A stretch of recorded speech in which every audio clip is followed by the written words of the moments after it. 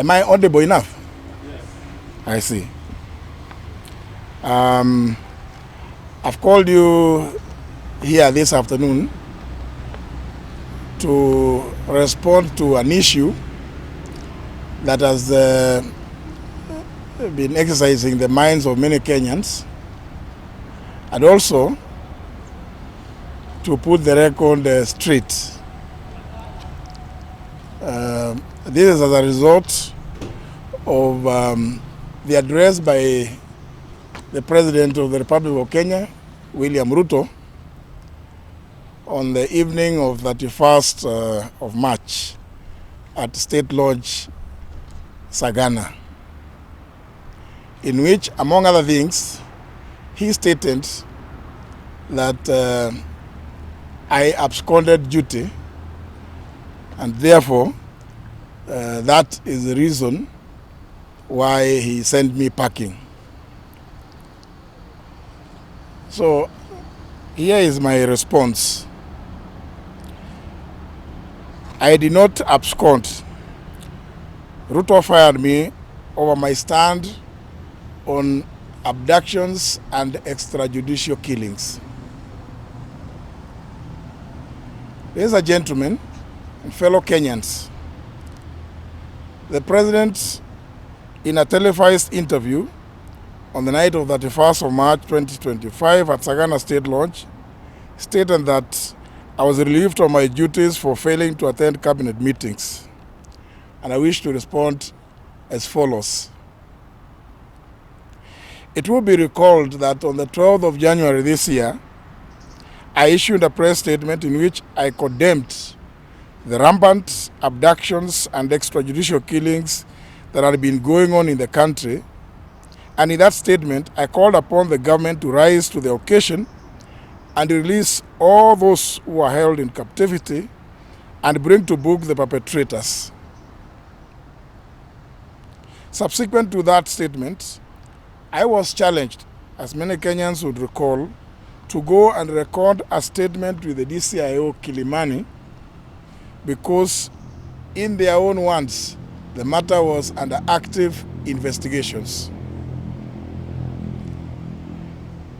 In obedience to that challenge, on the 14th of January this year, I recorded a comprehensive statement at the DCIO Kilimani. In that statement, I raised many fundamental issues as to how, among others, my son had been abducted and later released at the intervention of the President. This elicited calls for my resignation or sacking, including from several cabinet members and leaders from both houses of parliament. There have been, for the record, this year, 3 cabinet meetings to date. The first one being on the 21st of January at Kakamega State Lodge. As usual, I received the invitation to attend the cabinet meeting, as well as the agenda of the cabinet meeting. After going through that agenda list, I realized that there was no agenda touching on the question of abductions and extrajudicial killings. Yet even, as we all know, even the President himself, on the 27th of December last year, at a public rally in Homa Bay, when challenged about that issue, he pledged to put an end to abductions. I therefore felt in good conscience that it would not be fitting for me to attend a cabinet meeting that did not address such a monumental issue that goes to the core of our constitutional basis and the rule of law. Additionally, I felt that for cabinet to meet and not discuss this issue would be either too insensitive or would be seen to be complicit in those heinous activities. In the circumstances, I decided to write to the President through the Secretary of the Cabinet, drawing his attention to these issues and requesting him to excuse my non-attendance for those reasons. Ladies and gentlemen, I will be supplying you with a copy of that letter detailing what I stated to the President.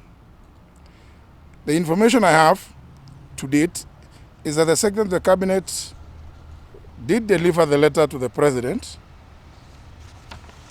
but no response.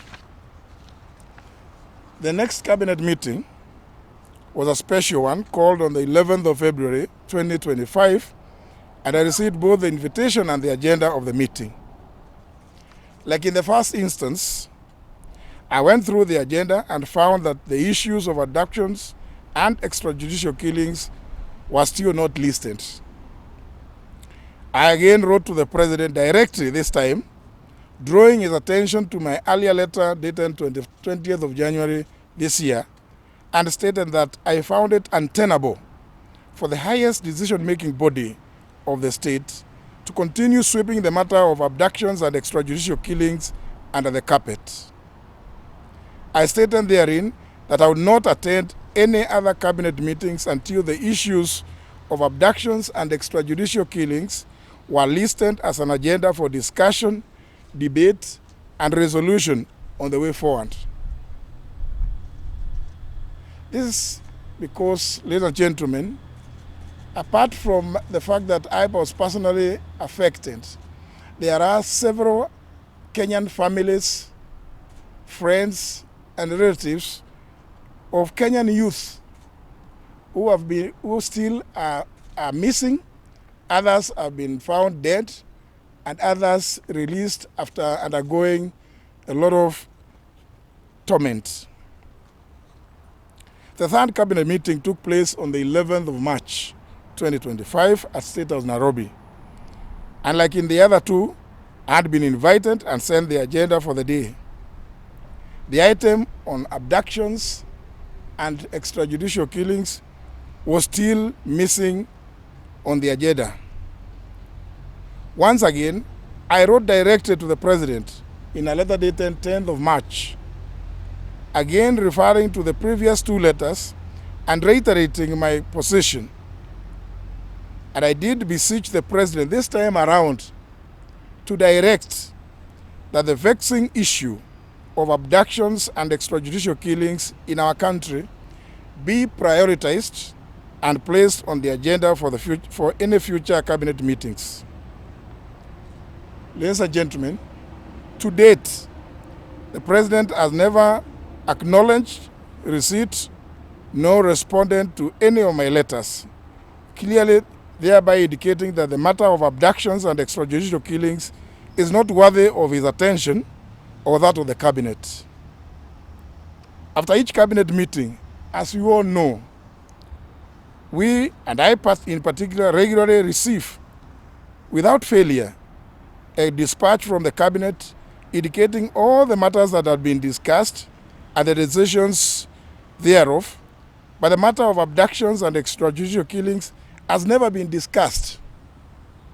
I was therefore, like many Kenyans, was surprised to hear the President on live television on the evening of the 31st of March, stating that the issue had been discussed in Cabinet and had been resolved. Since my reasons for not attending Cabinet are clearly stated in the letters that I have referred to, the inference one draws from my sacking is that raising the issue of abductions and extrajudicial killings must be terribly annoying to the President. It is no wonder that those closest to the President have variously been in different fora calling for my resignation and or sacking. From what I've stated above, it is clear that what the President has said about my not attending Cabinet meetings is untrue and perhaps confirms what we have been seeing on social media, where many Kenyans are overwhelmingly doubting anything that the President says.